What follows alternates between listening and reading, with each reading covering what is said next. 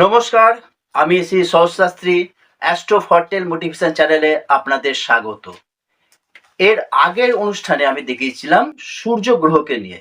সূর্য গ্রহের কারুকারতা, সূর্য গ্রহ কি ধরনের ভূমিকা পালন করে আমাদের মানব জীবনে সেটা নিয়ে আলোচনা করেছিলাম। আজকের আলোচনার বিষয় হচ্ছে চন্দ্র উপগ্রহকে নিয়ে। সূর্য হচ্ছে যেমন সৃষ্টিকারক, অর্থাৎ পিতার পুরো জায়গায় আমরা সূর্যকে বসেছিলাম। আজকে বলছি চন্দ্র মাতৃকারক, অর্থাৎ চন্দ্রের সৃষ্টির প্রতিপালক। চন্দ্র আমাদের সৃষ্টি যেটা সেটাকে পালন করে চন্দ্র। চন্দ্র হচ্ছে এমন একটা উপগ্রহ যেটা আমাদের মানব জীবনে অনেকভাবে বিস্তার করে থাকে, তাদের ভূমিকা অনেক বেশি। সেই ভূমিকাটা কি তাই নিয়ে আলোচনা করছি। একটা মানুষ, তার মন মানসিকতা কিরকম হবে, সে কি ধরনের চিন্তাশীল মানুষ হবে, তার মধ্যে মানসিক জোর কতটা আছে, কতটা কি তার চিন্তা ভাবনার ধারণা সেটাকে নির্ভর করছে চন্দ্রের উপর। এছাড়াও শারীরিকভাবে কি ধরনের চন্দ্র নির্ভরশীল, না আমাদের শরীরে মেদ কতটা হবে, কতটা শরীরে জল সাম্য বজায় রাখবে, সেটাও নির্ভর করে চন্দ্র। আমাদের শরীরে যে মজ্জা আছে, তার যে তারলত্ব ভাব আছে, সেটাও নির্ভর করছে চন্দ্র। সুতরাং চন্দ্র আমাদের শরীরে বিভিন্ন অঙ্গের সঙ্গে জড়িত। চন্দ্র আমাদের মন মানসিকতার সঙ্গে জড়িত। চন্দ্র আমাদের চিন্তা ভাবনা থেকে শুরু করে আমাদের মাতৃত্ব সম্পর্কেও চন্দ্র জড়িত। এখন দেখা যাক চন্দ্রের সুফলটা কি আছে। যে মানুষের চন্দ্রটা ভালো আছে, তাদের দেখা যাবে কি, তারা সেই সকল জাতক বা জাতিকার মায়ের সঙ্গে খুব ভালো সম্পর্ক থাকবে, বা মাতৃতুল্য যে সকল মানুষ আছে তাদের সঙ্গে খুব ভালো সম্পর্ক থাকবে। তার চিন্তা ভাবনাটা থাকবে যথেষ্ট ভালো, উচ্চ বুদ্ধি সম্পন্ন এবং খুব শান্ত স্বভাবের হবে। চট করে সে রাখবে না। কিন্তু যে মানুষের চন্দ্র খুব খারাপ, তার কিন্তু রেগে যাওয়ার প্রবণতাটা খুব বেশি থাকবে। মায়ের সঙ্গে বা মাতৃতুল্য ব্যক্তিদের সঙ্গে তার সম্পর্ক ভালো একটা থাকবে না। সেখানেও বিবাদ, কথা কাটাকাটি, এই জিনিসটা থেকে যাবে। তাহলে চন্দ্র যদি খারাপ হয়, তারা তাহলে চন্দ্র যদি খারাপ হয়, তাহলে চন্দ্র ভালো হলে, খারাপ হলে কি রকমের প্রভাব দেখা যাবে? না, চন্দ্র খারাপ হলে তার শরীরে স্কিনের প্রবলেম আসবে। তার শরীরে একটা জ্বালা, জ্বালা ভাব হবে। এই জিনিসগুলো কিন্তু খুব দেখা যাবে চন্দ্রের খারাপের জন্য। এবার চন্দ্রকে তাহলে আমরা কি করে ঠিক করব? চন্দ্রকে কিভাবে ঠিক করা যাবে? হ্যাঁ, চন্দ্রকে ঠিক করা যাবে অবশ্যই। তাকে জল খেতে হবে কাঁচের গ্লাসে। হ্যাঁ, এটা অবশ্যই মাথায় রাখবে। তাকে জল খেতে হবে কাঁচের গ্লাসে। আর কি, জল অপচয় তাকে বন্ধ করতে হবে। অনেক মানুষ দেখবেন যে ঘন্টার পর ঘন্টা স্নান করেই যাচ্ছে। বিভিন্নভাবে জল অপচয় করছে। অবশ্যই তার চন্দ্র খারাপ বলেই সে জল অপচয় করছে। সেই মানুষের যদি চন্দ্রটা ঠিক করতে হয়, তাহলে তাকে কি করতে হবে? না, জল অপচয় বন্ধ করতে হবে প্রথমত। দ্বিতীয়ত, তাকে খেতে হবে শাকসবজি, তাকে খেতে হবে প্রচুর পরিমাণে জল। এগুলো করতে হবে, সাদা পোশাক ব্যবহার করতে হবে। তখন আস্তে আস্তে তার চন্দ্রটা ঠিক হবে। তবে রাতারাতি কি ঠিক হবে তা নয়, একটু সময় নেবে অবশ্যই। কেন, পাথর পড়তে গেলেই যে সবসময় সবকিছু ঠিক হবে তা নয়, তার সঙ্গে সঙ্গে এই কাজগুলো করতে হবে। করলে অনেক বেটার ইমপ্রুভমেন্ট পাবে। এখন বলা যেতে পারে যে যখন সে ঘুম থেকে উঠছে, কোনো ব্যক্তির চন্দ্র খারাপ, তার ঘুম থেকে উঠছে, ঘুম থেকে উঠে তার মায়ের নামে প্রণাম করতে হবে কমসে কম ৪ বার। কেন? ৪ বারই বা কেন করতে হবে? না, ন্যাচারাল জোডিয়াক্সে, অর্থাৎ আমাদের যে মহারাশি চক্র আছে, সেই রাশিচক্রে ৪ নম্বর ঘরকে আমরা চন্দ্রের ঘর হিসেবে বিবেচনা করি, যেটাকে কর্কট রাশির ঘর বলা হয়। আর এই চন্দ্র এখানে চন্দ্রের ঘর বলে বৃহস্পতি, দেবগুরু বৃহস্পতি এখানে উচ্চস্থ হয় ওই কর্কট রাশিতে। সবথেকে ঠান্ডা ঘর ওটা। সুতরাং মানুষকে ঠান্ডা রাখতে গেলে, মানুষের মস্তিষ্ক ঠান্ডা রাখতে গেলে তাকে এই জিনিসগুলো মানতেই হবে। কেন, আমাদের মস্তিষ্ক, আমাদের ব্রেনই হচ্ছে সবথেকে বড় ব্যাপার। আমরা কি করব, কি না করব, কোথায় যাব না যাব, এই সমস্ত জিনিস কে পালন করবে? আমাদের মাথায় নির্ভর করছে যে আমরা কি করলে আমাদের ভালো হবে। যদি আমাদের মাথাটাই গরম থাকে, যদি মাথাটাই আমাদের ঠিকমতো কাজ না করে, তাহলে তো সব কাজে ভুলভাল হয়ে যাবে। এটাই হচ্ছে বাস্তব।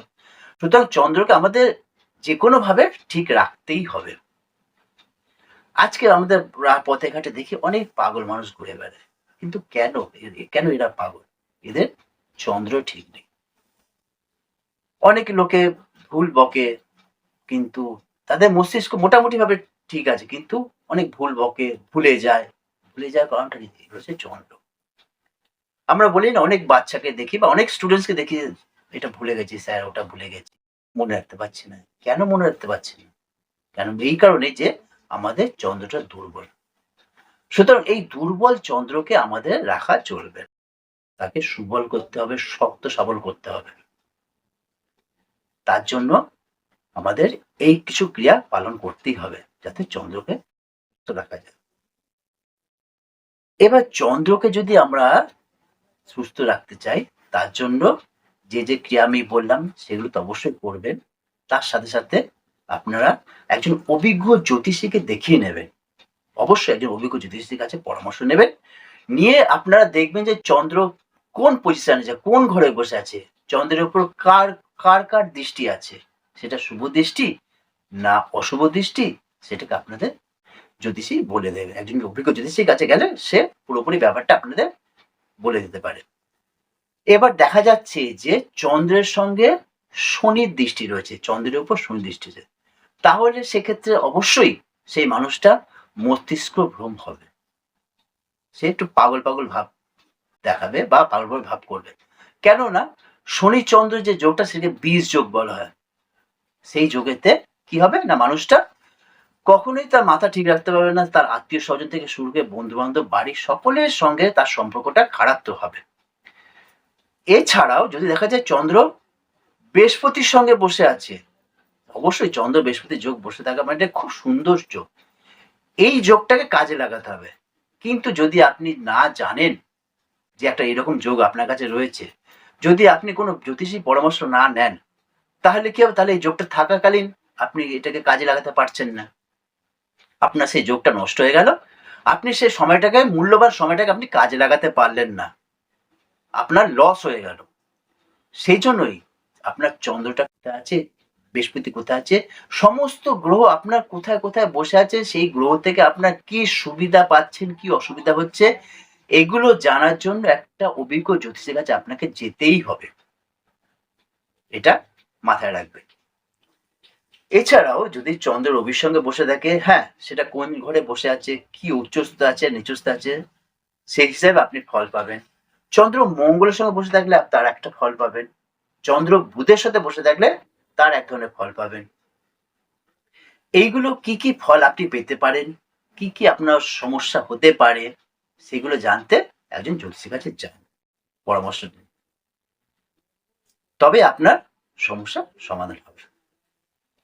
আজকে চন্দ্রকে নিয়ে বলতে বলতে একটা কথা না বললেই না, যে আমাদের এই যে কথাটা বলতে আছে, এইটা সব থেকে ভালো কাজ দেবে যারা জ্যোতিষ অনুরাগী, যারা জ্যোতিষকে ভালোবাসেন, জ্যোতিষকে পেশা হিসেবে গ্রহণ করতে চান, বা জ্যোতিষের যে ছাত্রছাত্রী যারা আছেন, যারা পড়াশোনা করছেন ইনস্টিটিউটে, তারা ব্যাপারটা ভালো করে বুঝে নিন। তারা ব্যাপার আগামী দিনে আপনাদের এই জিনিসটা খুব কাজে লাগবে। আপনাদের কাছে যখন কোনো ক্লায়েন্ট আসবে, বা সে ঢুকছে সবে আপনার আপনার চেম্বারে বা আপনার ক্লায়েন্ট দেখার স্থানে, তখন সেই মানুষটা কি প্রশ্ন নিয়ে আসছে বা তার কি জিজ্ঞাসার বিষয়, এটা আপনি আগাম বুঝতে পারবেন, আগাম জানতে পারবেন। কার মাধ্যমে? এই চন্দ্রই আপনাকে বলে দেবে যে মানুষটা কি প্রশ্ন নিয়ে আসছে বা কি বিষয় আপনার কাছে জানতে চাইছে, বা তার জিজ্ঞাসাটা কি। তা সেই জিনিসটা আপনি কি করে বুঝবেন? না, যখন মানুষটা আপনার সামনে আসছে বা আপনার চেম্বারে এসে আপনার সিটে বসছে তার কিছু কথা বলার জন্য, তখন সেই মুহূর্তে আপনি একটা হরোস্কোপ তৈরি করে ফেলুন। কিভাবে তৈরি করবেন? সেই সময়টা দেখবেন, সেই তারিখটা, সেই সময়টা দেখে, সেই স্থানটা দেখে আপনি একটা হরোস্কোপ বানিয়ে ফেলুন। বানিয়ে দেখুন যে চন্দ্রটা কোন ঘরে আছে। চন্দ্রটা দেখুন চতুর্থে আসছে, তাহলে সে তখন আপনি খুব অনায়াসে বলতে পারেন যে আপনি আপনার মায়ের সম্পর্কে, আপনার বাড়িঘর সম্পর্কে আপনি কিছু প্রশ্ন নিয়ে আমার কাছে এসেছেন। যদি আপনি দেখেন চন্দ্রটা পঞ্চম ঘরে রয়েছে, পঞ্চম ঘরে পড়ছে, তখন সেই ব্যক্তিটা সন্তান সম্পর্কে জানতে চাইছে, সন্তানের কেরিয়ার সম্বন্ধে জানতে চাইছে। যদি দেখেন চন্দ্রটা সপ্তম স্থানে রয়েছে, অর্থাৎ সপ্তম ঘরে রয়েছে, তাহলে আপনি তখনই বলতে পারেন যে সেই মানুষটা তার অপোনেন্ট পার্টনার, অর্থাৎ মহিলা হলে তার স্বামীর বা স্বামী হলে তার স্ত্রী সম্পর্কে জানতে চাইছে। চন্দ্র যদি অষ্টম ঘরে চলে আসে, তখন আপনি তার শরীর সম্পর্কে জানতে চাইছেন। এইটা হচ্ছে একটা সিস্টেম, এগুলোকে জেনে রাখুন। এছাড়া অনেক অনেক সিস্টেম আছে, সবগুলো তো অনলাইনে বলা যায় না, কেননা অনেক ছাত্রছাত্রী যারা আছেন তারা বলবেন স্যার আপনি তো সবই বলে দিচ্ছেন, তাহলে তার কিছু আপনার আমরা ক্লাসে করছি তো সেটা কোনো লাভ হচ্ছে না। যার জন্য যতটা সম্ভব আমি বলে দিলাম, সেটা বোঝার চেষ্টা করুন, বুঝুন, জানতে পারবেন অনেক কিছু চন্দ্র সম্পর্কে। চন্দ্র হচ্ছে আমাদের এমনই একটা উপগ্রহ যে এই চন্দ্র যদি খারাপ থাকে বা চন্দ্র যদি নিচস্থ থাকে, সমস্ত কাজে আপনাকে বিপদে ফেলবে, আপনার সবকিছু হয়ে উঠবে না। কেন না, চন্দ্র আমাদের মস্তিষ্কে চালনা করছে। এই মস্তিষ্ক যদি আমার ঠিক না থাকে, শত আমাদের সুযোগ আসুন না কেন, সেই সুযোগগুলো আমরা কাজে লাগাতে পারবো না, আমরা সেই সময় সেই সুযোগগুলোকে ধরতে পারবো না এই চন্দ্রের কারণে। সুতরাং যেমন রবিকেও মানবো, সেই সাথে সাথে সাথে সাথে চন্দ্রকেও মানবো, চন্দ্রকেও ঠিক করার চেষ্টা করব। তবে হ্যাঁ, সবার তো আর্থিক সমস্যা তো থেকেই যায়, কারো বেশি কারো কম। এই সমস্যার জন্য সকলে পাথর পড়তে পারে না, আর পাথর পড়লেও যে সবসময় সঠিক হবে তাও না। আপনারা যে নিয়ম আমি বলছি সেই নিয়মগুলো মেনে চলুন, দেখবেন আপনার পাথর না পড়লেও অনেক সমস্যার সমাধান হয়ে যাবে। এই নিয়মগুলো আপনাদের একটু প্রতিদিন মানতে হবে। সব থেকে বেশি করে দেখবেন যারা রাতে ঠিকমতো ঘুম আসে না, রাতে ঘুমোতে পারে না, তাদের ঘুম খুব কম, তারা দেখবেন বাস্তব দিকে তাদের দেখবেন তারা খুব বেশি করে জল অপচয় করে, যার জন্য তারা ঘুমোতে পারে না, তাদের ঘুমটা কম, খুব দুশ্চিন্তা করে। তাদের একটা কথা বলবেন যে আপনারা জল অপচয়টা বন্ধ করুন, জল অপচয়টা বন্ধ করুন। আর কি না, পূর্ব দিকে মুখ করে টয়লেট করবেন না, তাতে চন্দ্র কুপিত হয়, চন্দ্র দুর্বল হয়। এটা হচ্ছে বড় একটা বাস্তব জিনিস। যে সকল মানুষ তাদের পূর্ব দিকে মুখ করে টয়লেট করে তাদের চন্দ্র কিন্তু খুব খারাপ থাকে, তারা হট মেজাজি হয়, তারা কি করবে না করবে বুঝে উঠতে পারে না। এটা হচ্ছে তাদের ব্যাপার, তাদের হচ্ছে সমস্যা। যাদের শরীর দেখবেন খুব গরম, শরীরে হাত দিলে বোঝা ছ্যাঁকা মতো লাগে, গরম লাগে, তাদের চন্দ্র খুব খারাপ। আর চন্দ্র যাদের ভালো হয় তাদের শরীরে হাত দিলে বোঝা যায় শরীরটা খুব ঠান্ডা থাকে। এটা হচ্ছে চন্দ্রের একটা সুপ্রভাব। চন্দ্র যুগে যদি ভালো থাকে তবে সেটাকে ভালো অবস্থা ধরে রাখুন, তার জন্য নিয়মিত জল পান করুন, সঠিক পরিমাণে জল পান করুন। আর মেয়েরা হলে অবশ্যই শাখাটা ব্যবহার করবেন, মহিলারা, বিবাহিত মহিলারা অবশ্যই শাখাটা ব্যবহার করেন। আর সাদা পোশাক ব্যবহার করবেন, সাদা জিনিস খাবেন। আর পুরুষ হলে তারা একটা শাঁখের আংটি ব্যবহার করতে পারেন, কিংবা তারা জল পানটা সঠিকভাবে করুন, জলে চিনি দিয়ে পান করুন বা লবণ দিয়ে পান করুন, কিন্তু জল পানটা কম করলে চন্দ্র আপনাদের কুপিত হয়ে যাবে। এই নিয়ে হচ্ছে চন্দ্র আলোচনা। এর অনেক আলোচনা আছে, শুরু করলে তার শেষ করা যায় না, এত বড় আলোচনা তো এই অনলাইনে করা যায় না। সুতরাং যতটা করা সম্ভব আমি করে দিয়েছি।